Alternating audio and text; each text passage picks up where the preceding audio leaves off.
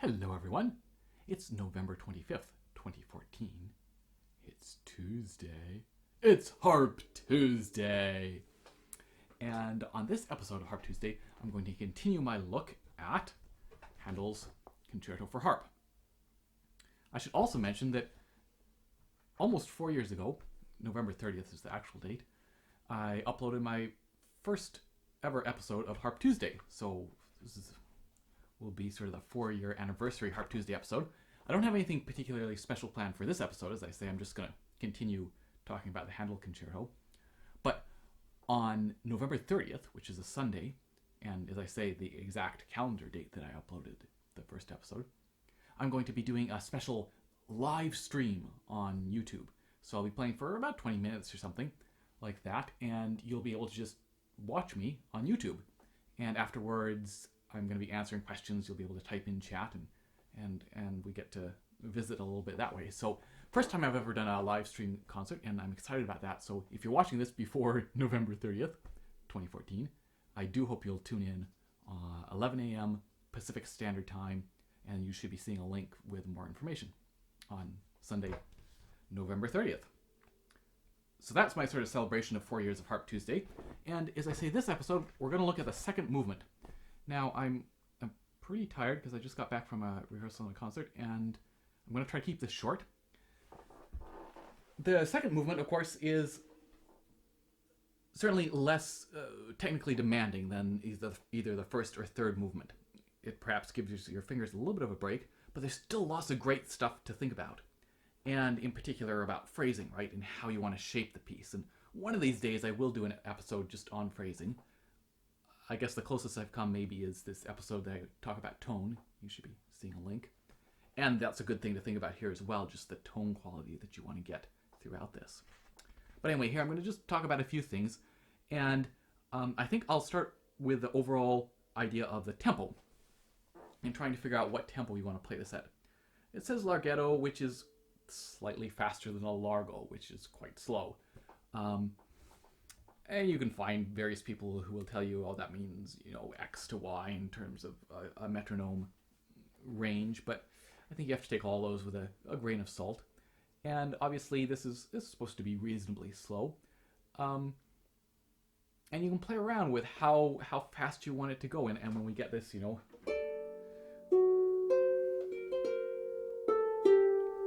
tune comes in and the solo, and what do we want to do with it? Something that I noticed for me is that, time can play tricks on you when you're playing. So when I'm playing this, I can often think it's slower than it is. In other words, when I listen to myself then play it, I think, no, actually, I should be taking more time. And yet when I'm playing it, I'm thinking, wow, I don't want this to be too boring, right? I want to make sure that there's a sense of movement. So, for example, on the recording, on the video that I posted of this piece, I would actually be happy with taking just a slightly slower tempo than the one there. It's just a hair, right? Just a fraction. To me, this movement definitely wants a sense of calm, right? So there's both the calm and the movement that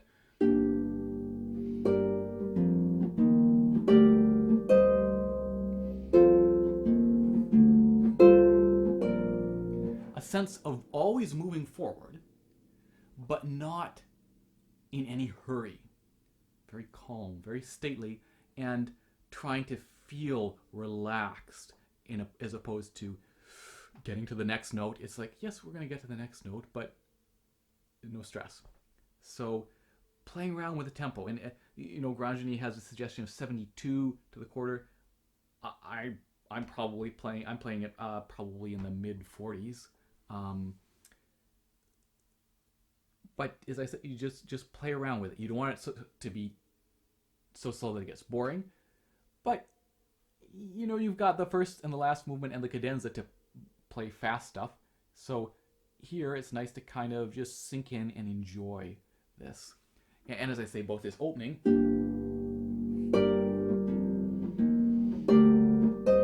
and, of course, when we get something like the first solo section,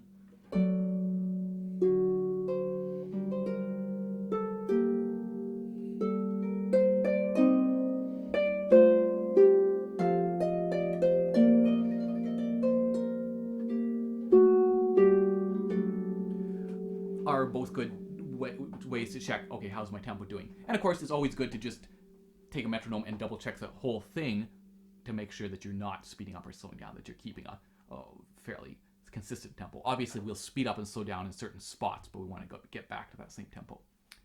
So play around with that tempo, and for me, I would always be thinking maybe a little bit slower. Don't be afraid to be slow on this movement, but see what you like. Let's talk about this opening section, because this is a great spot to think about tone, especially if you're playing it just by yourself. This is the orchestra here. We want to get that rich sound.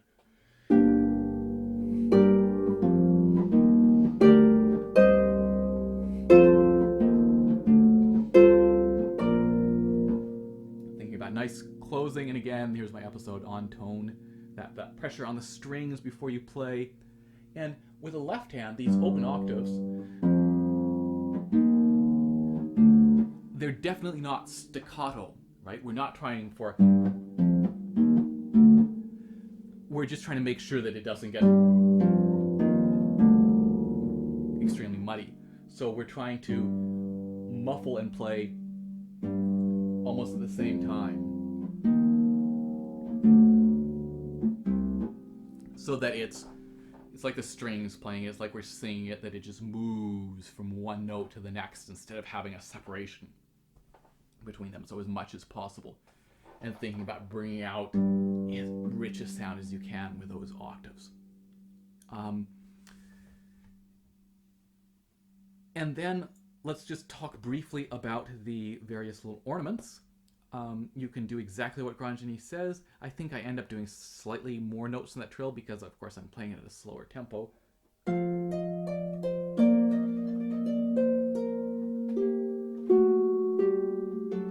The danger is, of course, that maybe it ends up getting stretched a little bit.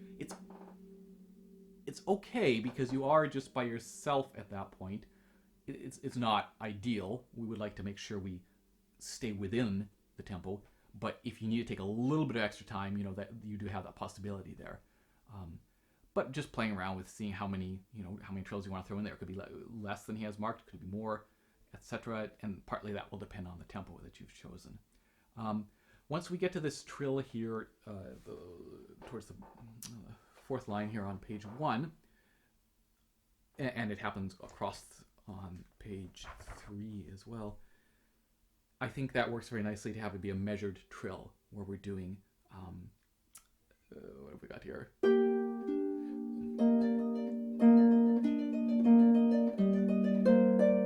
So that they're 32nd notes, which contrasts with the 16th notes that we come out of, so you're doing 4 of them per left-hand note.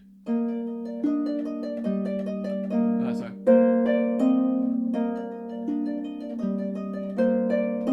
So what's the actual tempo here?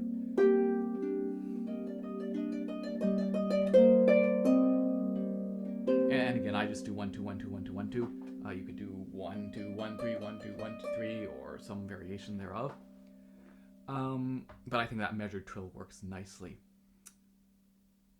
You have a little bit of leeway, and I think you can take a little bit of extra time as you get out of this spot here on the second page.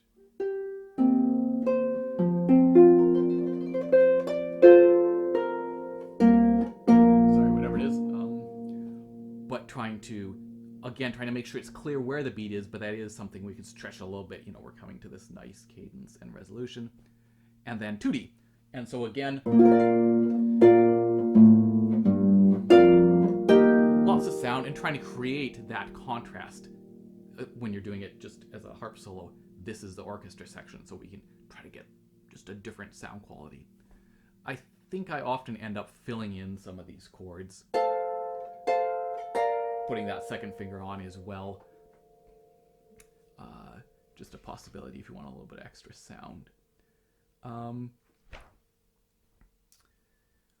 Again, I would mark in the tutti and the solo sections, even if you're doing it by yourself, just to be aware of that for the sound quality, right? For the trying to change that. And of course, then when you're doing it with an orchestra, just being aware of where you need to be very much within the beat and where you can maybe stretch things if you really need to. So one example then is this little trill here in the middle, page 3. Whoa, what do we got? playing by yourself, you can sit on that trail a little bit if you want. If you're playing with an orchestra, I would definitely do it with a metronome and try to make sure that you're right on the beat there.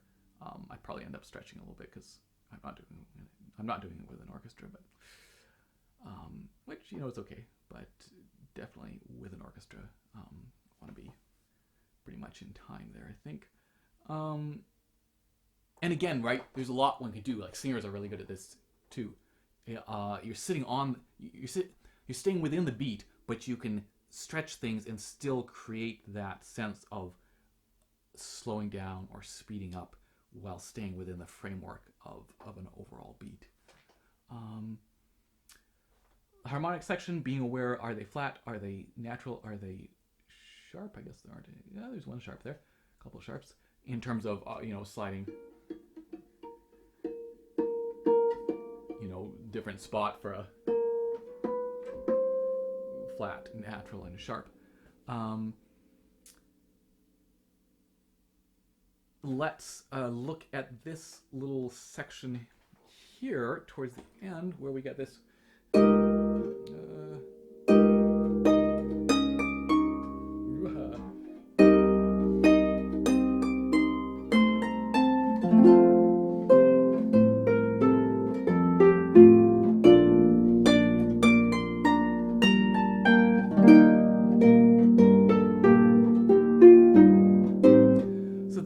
Spot to think about how you're going to play those 16th notes, right? And especially when we have the octave on the first one. And there may be slid. I do that fingering, like I slide there. I don't think we really want to hear, we don't want to overemphasize that first beat, that first note, and we want that sense of each individual note being articulated so that we really hear. They're all really important, and they all just kind of lead us forward. It's a really neat moment, that whole section. That just.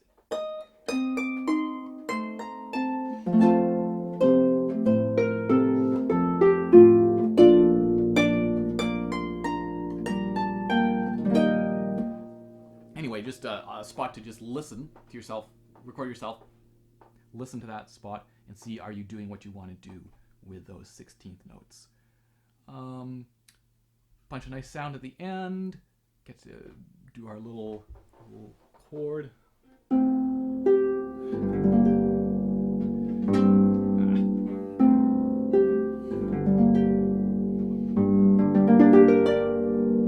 kind of like a slow dramatic break there. Play around with it. So the most important thing with this, I think, is a sense of singing it, right? So that from the start, and being aware, like, for example, that solo on the start, that this is the accompaniment note, this is the tune, so this D, we have to feel that it has, that it's going right into the C. What do we got here?